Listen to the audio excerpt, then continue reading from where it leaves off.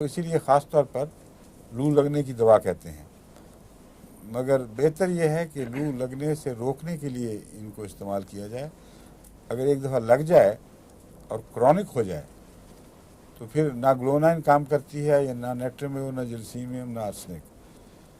Chronic لو لگنے کا ایک بالکل اور یہ ان کی ایک دوا ہے، نیٹرم کارب، سوڈیم کاربونیٹ، عام سادہ جو ہے سوڈیم کاربونیٹ، یہ کرونک لو میں کام آتا ہے۔ اور بعض دفعہ جب یہ دوائیں کام نہیں کرتی، انسان حیران ہے کہ کیوں یہ تکلیف بڑھ رہی ہے۔ اس میں نیٹرم کارب کی طرف ایک اور علامت بھی اشارہ کرتی ہے۔ اس کا نزلہ پیچھے کیرا جس کو کہتے ہیں نا، ناک سے پیچھے کیرا گرنے لگ جاتا ہے نیٹرمیور میں، نیٹرم کارب میں۔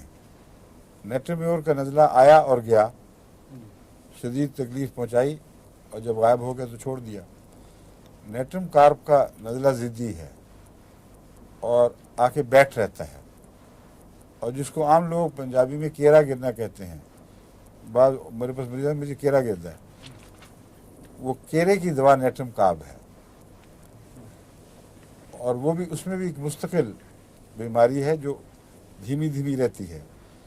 اس لیے وہ سر درد جو دھوپ سے شروع ہوئی ہو اور اس کا کچھ حصہ باقی رہ جائے، اس کے لیے نیٹرم کارب دوا ہے۔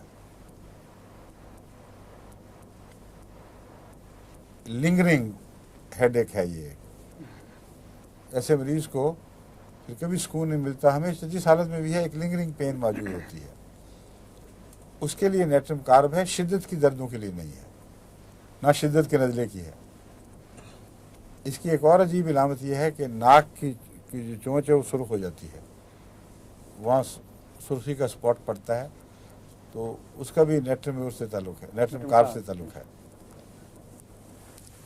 لیکن ابھی میں برائیونیا بتانا ہے آپ کو۔